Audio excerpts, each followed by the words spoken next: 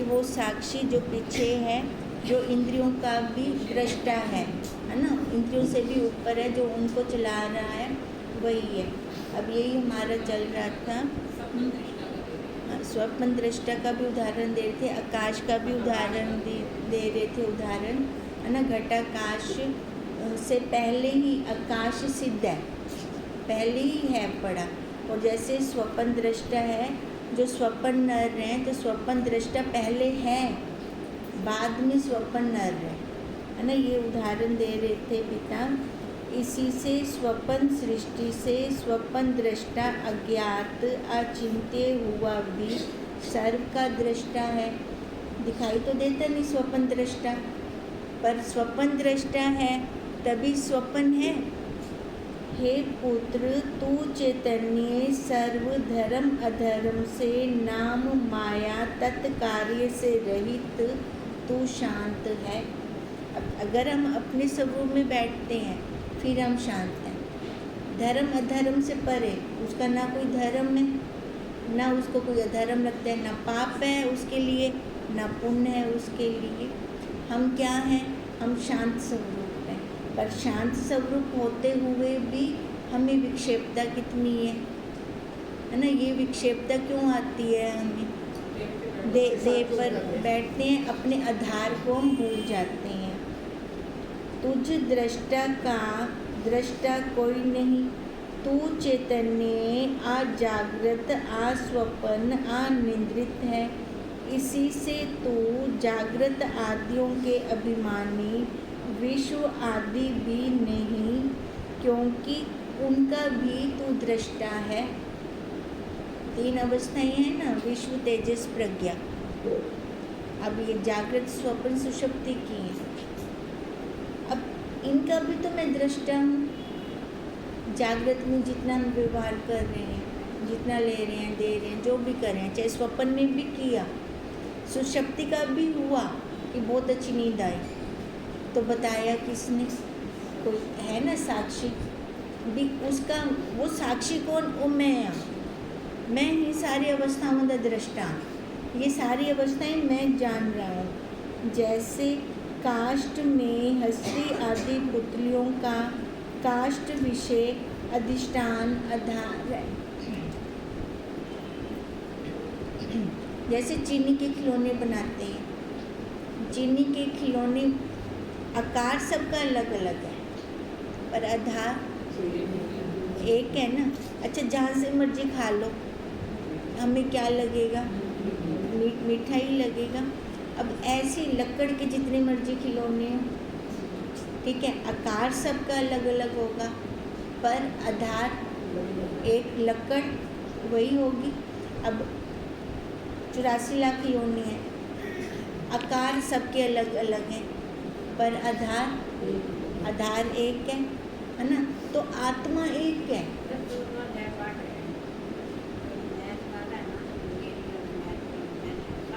सबको जन्म दिया,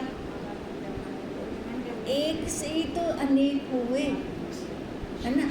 अब कहें कि अनेक से एक बना, नहीं, वो एक है, अस्थि रूप से है, उसी से ये सारा कुछ बन रहा है।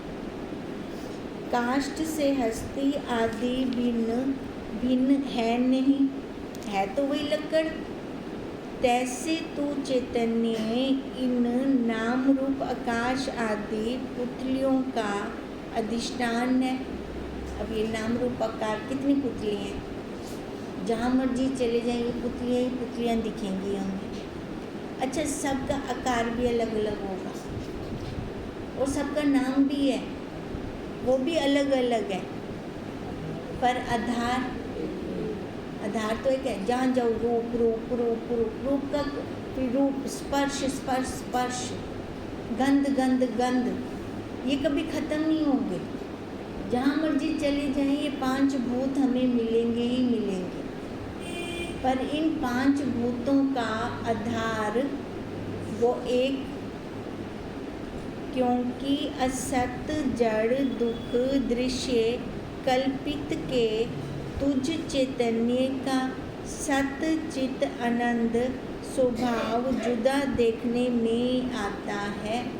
अब जितना बाहर हम देख रहे हैं, जितना पदार्थ है, अलग अलग है, कोई एक जैसा नहीं मिलेगा हमें। वो ट्विंस भी पैदा होते हैं ना, तो उनमें भी कुछ ना कुछ डिफरेंस जरूर होता है। अब वही परमात्मा कह रहे हैं, बाहर तो जितना देखेगा, जितने पदार्थ हैं वो असत्य है, जड़ है, दुख रूप है। और तू क्या है? तू सत्य, चित्त है, आनंद रूप है। इनसे तू विपरीत होगा। अब बाहर दुख लेना है तो उससे अच्छा मैं सुख लूँ। अब सुबह से हम उठते हैं, रात को सोने तक हमारी कोशिश क्या रहती है? दुख लेने की तो नहीं रहती। हम सारे क्या चाहते हैं? सुख चाहते हैं ना। तो सुख देखो, हम चाहते वही हैं, इच्छा हमारी वही है, डिमांड वही है, पर हमें पता ही नहीं है भी मैं कहाँ बैठूंगी तो मेरे को सुख मिलेगा। अगर मैं बाहर बैठती हूँ तो वहाँ दुख ही दुख है ना। पता भी तो होना चाहिए ना जो मैं डिमांड कर रही हूँ सुख की। पर होता क्या है, समझता क्या है ये जीव कि विषयों में से सुख मिलेगा, पर विषयों में से सुख नहीं मिलता। वो भ्रांति है, भ्रम है। जैसे वो हड्डी चबा रहा है कुत्ता, है ना, और उसके मुसूड़ों से खून आ रहा है, वो समझता क्या है हड्डी में से आ रहा है तो उसको रस आ रहा होता है, पर है क्या? सुख उसके अंदर से निकल रहा है। अब ऐसे वो परमात्मा हमारे अंदर है, हमें वो आनंद हमारे अंदर से आता है। हम समझते हैं विषयों में आता है। अब विषयों में आता है तो जब कोई दुखद समाचार सुनते हैं उस टाइम वो विषय अच्छे नहीं लगते ना, नहीं तो उस टाइम भी अच्छे लगते हैं हमें वो विषय। फिर वो विषय उसी टाइम छूट जाते हैं दुखद समाचार के आगे। तो अब हम ये समझें कि वो आनंद हमारे अंदर का ही है। अधिष्ठान से विषम सत्ता भ्रम की कही जाती है। तात्पर्य यह है कि अस्ति भाति प्रिय रूप आत्मा से जो भिन्न भासे सोई भ्रम रूप है। भ्रांति किसको कहें? जो हमारे स्वरूप से अलग है ना। ये निषेध पक्ष से ले रहे हैं, जो हमारे स्वरूप है ही नहीं, जो वो सारी भ्रांति है ना। वो अध्यास है, अधूरा देखते हैं हम उसको। हम चाहते हैं बाहर से हमें वो आनंद मिले। कैसे मिलेगा जब वो पूर्ण है ही नहीं? आनंद तो पूर्णता में आता है। पूर्ण हमारा स्वरूप है, वो हमें बाहर लेने की जरूरत ही नहीं है। वो तो ऑलरेडी हमारे पास पहले से ही है। इससे तो दलील देके विचार दृष्टा का स्वभाव और दृश्य का स्वभाव जुदा जुदा है। अब कहते हैं तू विचार कर। दलील मतलब उदाहरण दे, अपने अंदर सोच, झाती मार अपने अंदर। क्या झाती मार? कि जो हमारा स्वरूप है और जो बाहर जड़ का स्वरूप है, दोनों अलग अलग हैं। ये दो किनारे हैं जो कभी नहीं मिलेंगे। अब अगर हम अपने स्वरूप में बैठते हैं तो हमें वो आनंद आता है, और पर के ऊपर बैठते हैं तो हमें आनंद नहीं आता, दुख मिलता है वहाँ से। अब ये दो किनारे हैं जो कभी आपस में मिलते नहीं हैं। हमें समझ होनी चाहिए। दुख अच्छा वो पर भी नहीं दे रहा हमें। दुख कौन दे रहा है? हमारी कामना, मनोवासना, जब ये मिला देते हैं दोनों को, हमारी इच्छाएं हमें दुख देती हैं।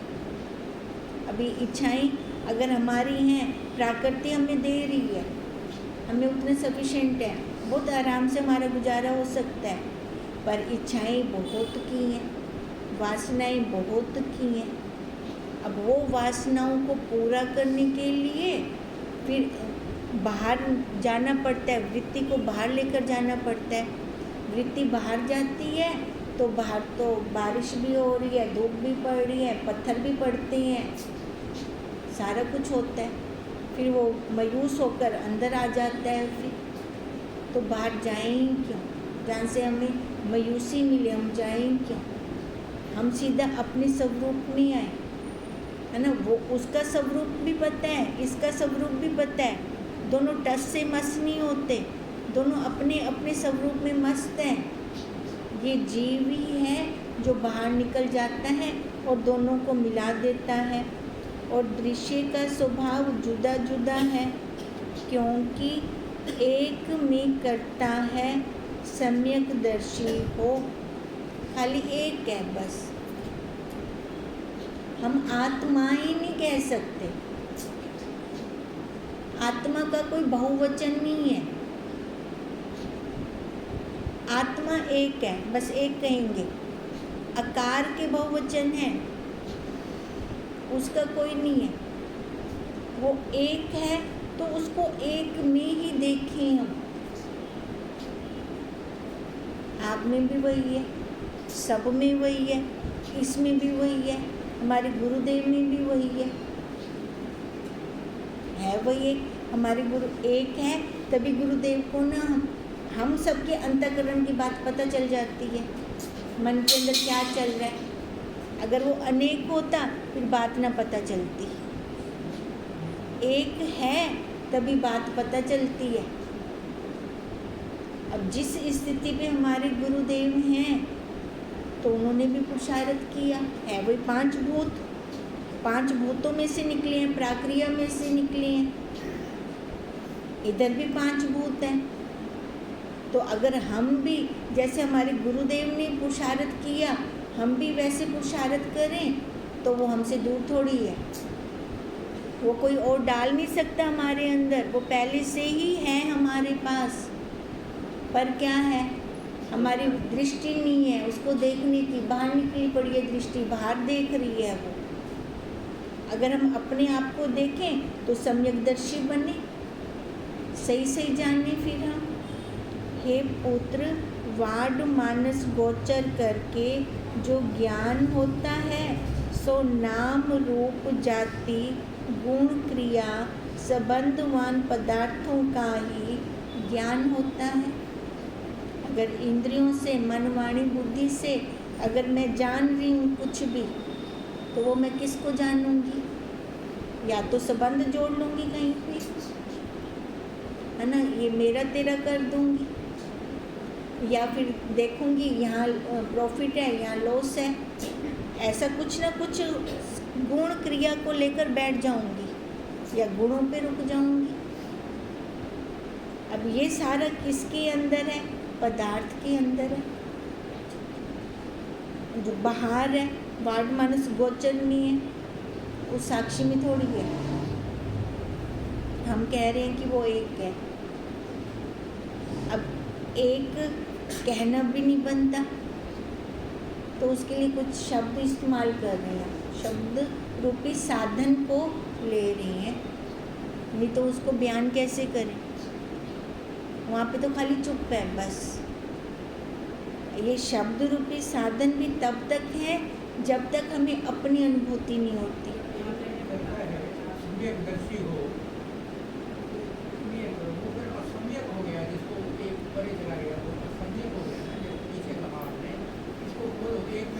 सम्यक दर्शी, पीछे वाली बात को मत उठाओ। अभी जो सम्यक दर्शी किसको कह रहे हैं? जो सही सही जान रहा है, जो सही सही जान रहा है उसको सम्यक दर्शी कह रही हैं। सही सही क्या है? सही सही हम क्या हैं? ये नाम रूप आकार है, पिता माता है, भाई बहन है? नहीं, तो हम क्या हैं? हम सत्य चित्त आनंद है, यही सम्यक दर्शी है।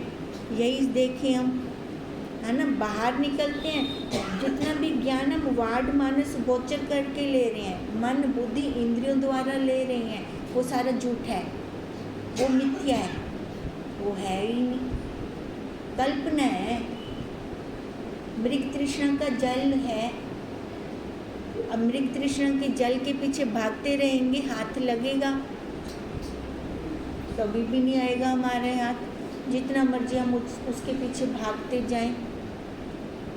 तो इसको हटाएं, भ्रांति को हटाएं, कल्पनों को हटाएं, जो हम कल्पना बना बैठे हैं इतनी।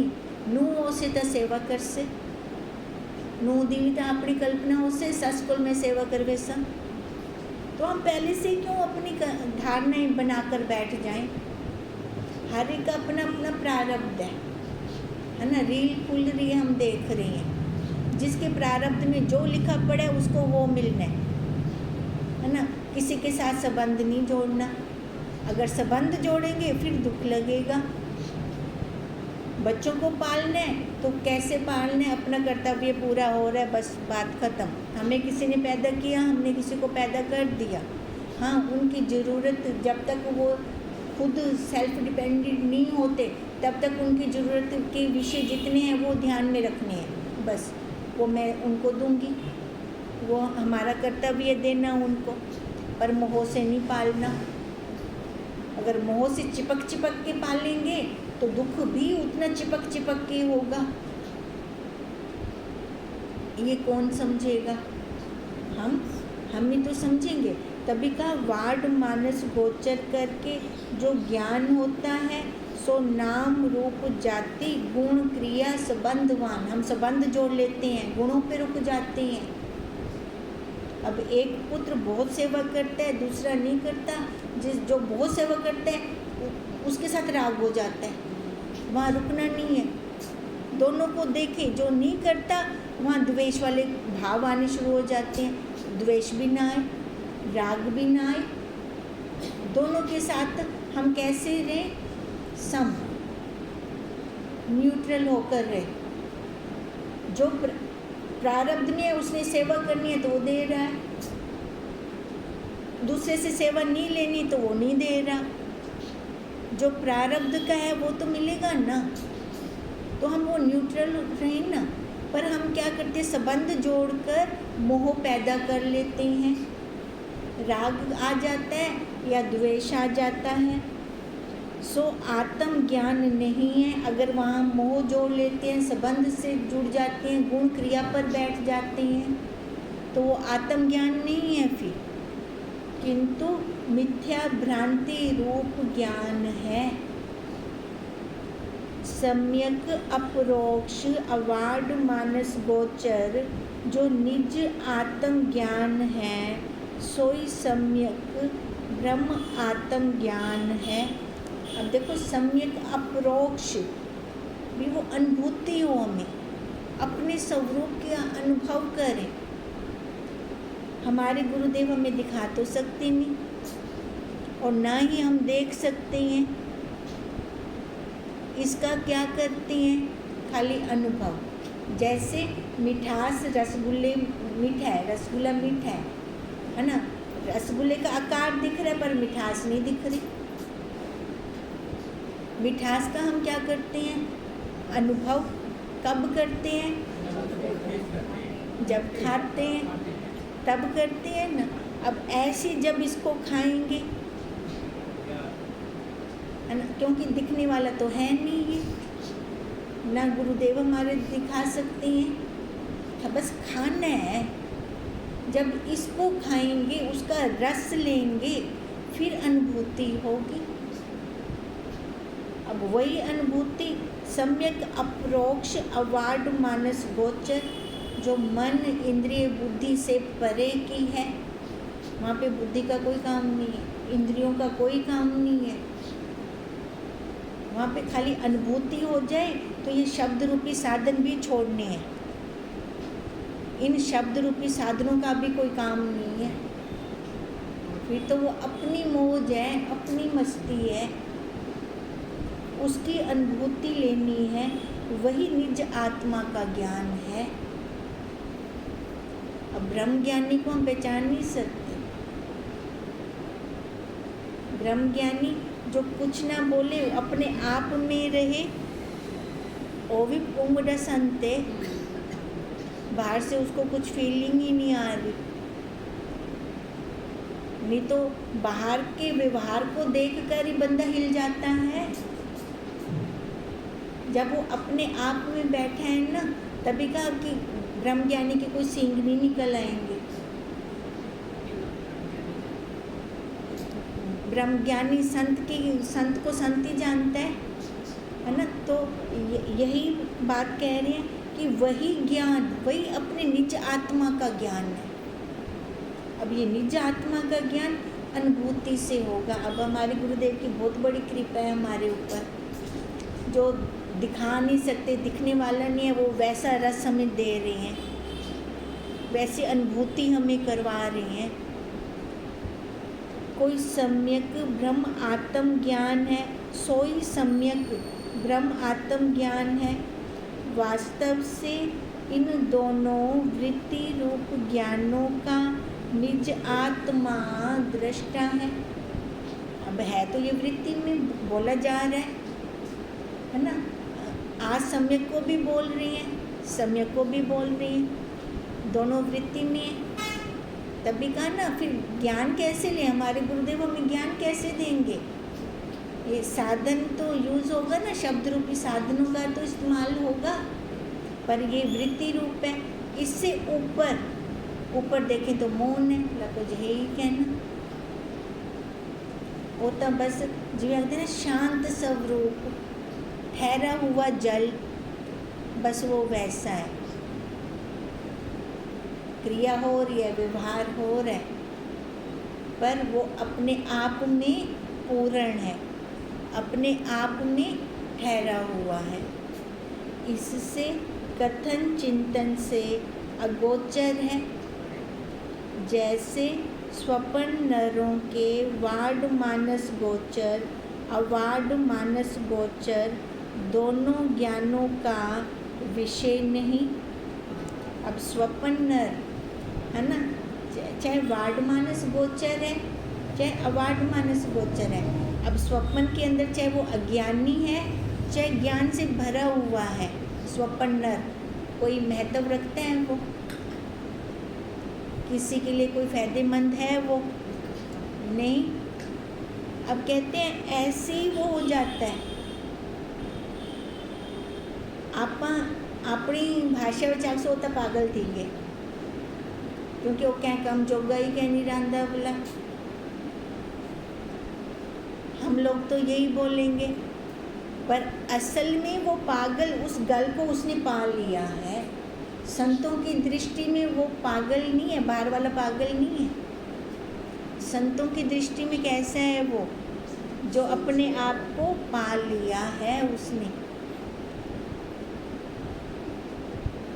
हे पुत्र, जैसे शुद्ध स्फटिक मणि दूर स्थित रक्त के प्रतिबिंब सहित भासती भी वास्तव से शुद्ध स्फटिक मणि को लाल रंग वाली जानना भ्रांति है।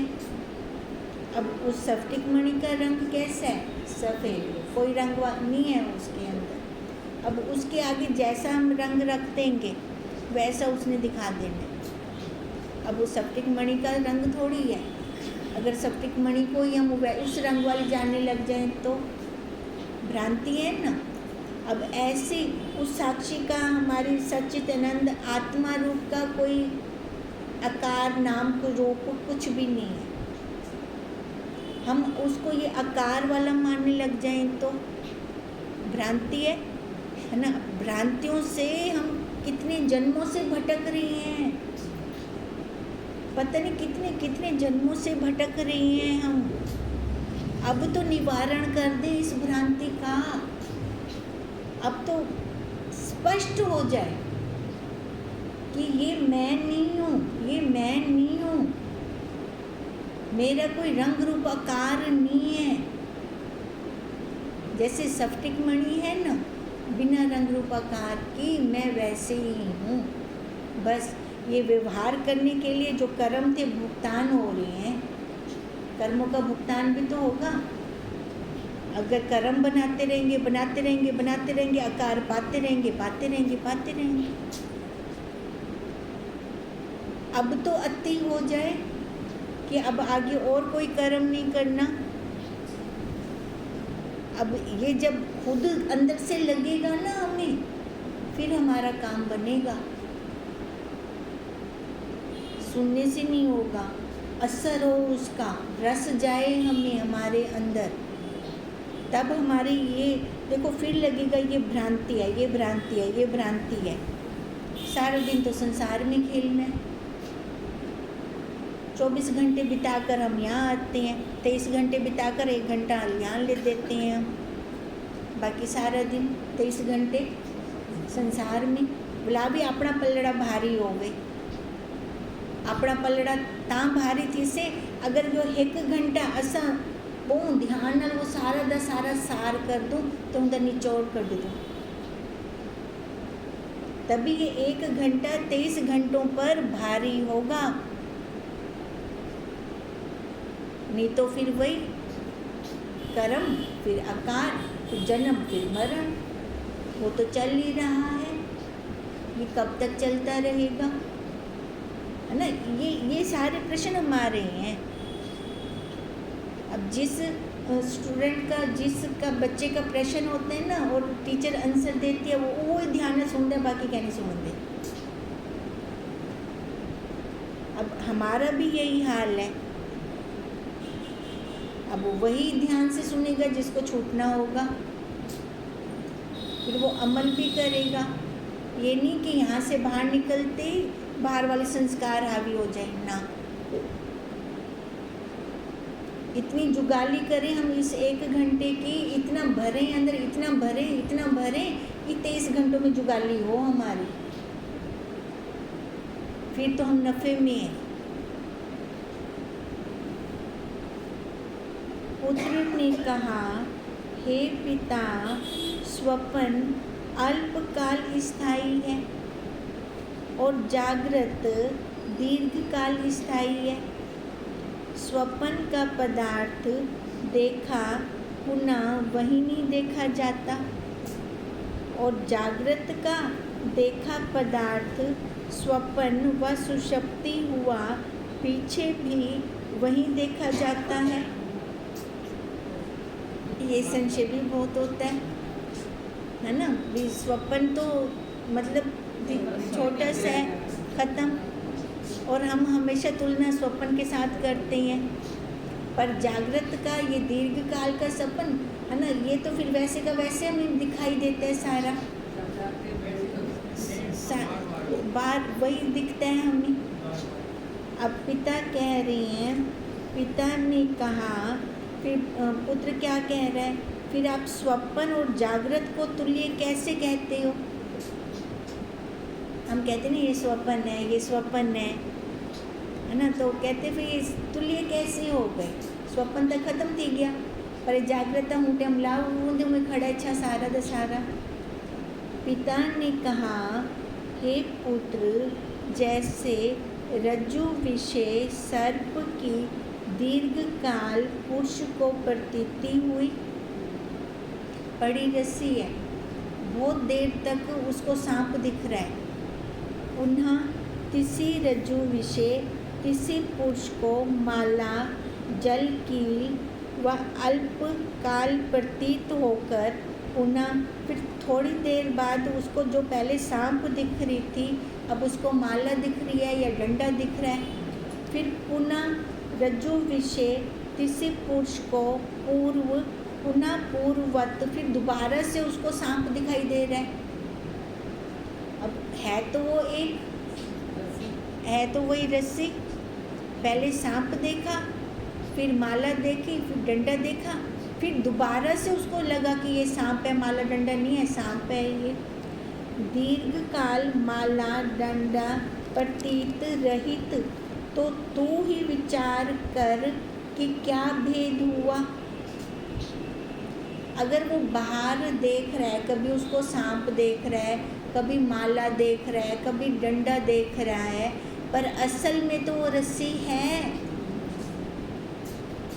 अब पिता ये उदाहरण क्यों दे रही हैं, क्योंकि उसने कहा ना जागृत में तो हमें वैसे का वैसे दिख रहा है, पर फिर पिता क्या कह रहे हैं, भी तो खुद विचार कर, वास्तव में वो क्या था, रस्सी थी। अब ऐसी जागृत में हमें कभी कुछ दिख रहा है, वो कहते ना जब मैं उठता हूँ मेरे को तो वो दिखाई देता है सारा द सारा। अब पिता इसलिए ये उदाहरण दे रही हैं कि कभी तेरे को वो माला दिखाई दी, कभी तेरे को डंडा दिखाई दिया, कभी हमें ये माँ रूप दिखाई दिया, कभी बहन रूप दिखाई दिया, कभी पति रूप दिखाई दिया, पर वास्तव में क्या है, जैसे वो एक था, है ना, रस्सी के अलावा और कुछ नहीं था। अब ऐसे ही ये उस ब्रह्म के अलावा और कुछ नहीं है। चाहे तो अगदी उठदा में को वो रूप ला दिखाई देता है, पर वो रूप भी बदल रहा है। किसी का एक जैसा रूप रहा, अच्छा मन के भाव भी बदले, वो कभी एक जैसे रहे नहीं। बदलाव तो इधर भी आ रहा है, वो भी सारा बदल रहा है। पर ना बदला तो कौन ना बदला? वो साक्षी, वो हमारा स्वरूप जो ना बदला।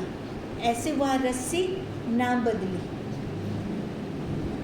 जैसे स्वप्न में स्वप्न अंतर होता है, तो प्रथम स्वप्न के देखे पदार्थ स्वप्न अंतर के हुए भी वैसे ही रहते हैं। स्वप्न के अंदर और स्वप्न देखा। अब जो स्वप्न के अंदर स्वप्न देखा, वो स्वप्न खत्म हो गया।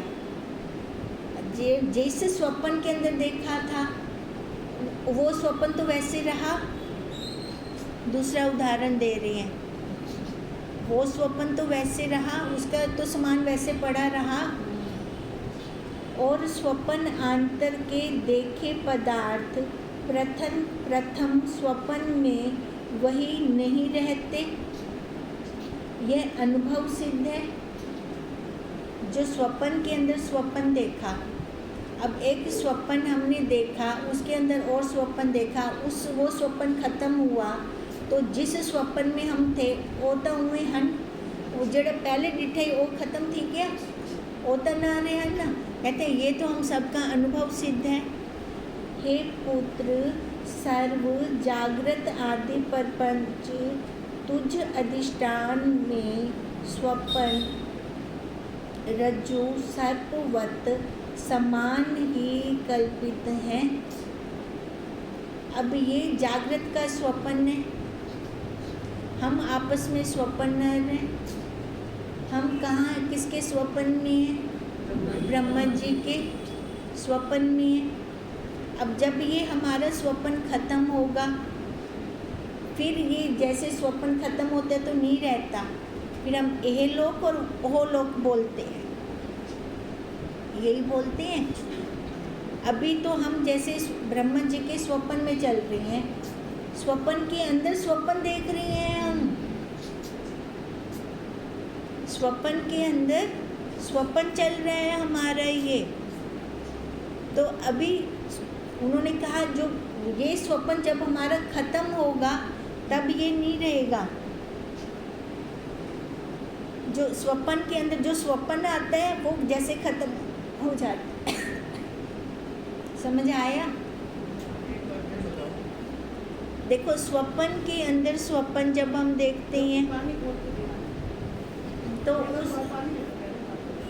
उस स्वप्न, पहला जो स्वप्न हमने देखा उसके अंदर और स्वप्न देखा, वो वाला स्वप्न जब खत्म हुआ और वाला पहला वाला स्वप्न तो उम्र रहा ना, है ना। अब जब वो खत्म होगा तब ये वाला स्वप्न रहेगा। अब ऐसे ही हम ब्रह्मा जी के स्वप्न में हैं। स्वप्न के अंदर हम स्वप्न देखते हैं, जो स्वप्न के अंदर स्वप्न देखते हैं वो स्वप्न तो हमारे खत्म हो जाते हैं। अब ये वाला स्वप्न जब खत्म होगा तो ये ऐसा नहीं रहेगा। ठीक है, समझ आ गया, है ना। अब यही बात पुत्र ने क्या प्रश्न किया था, स्वप्न जल्दी खत्म, वो अल्पकाल का है ना, वो जल्दी खत्म हो जाता है। अब पिता ने क्या बताया पुत्र को, अरे भाई तू ये भी स्वप्न विच आई, तो ये न समझे जागृत विच हम मैं।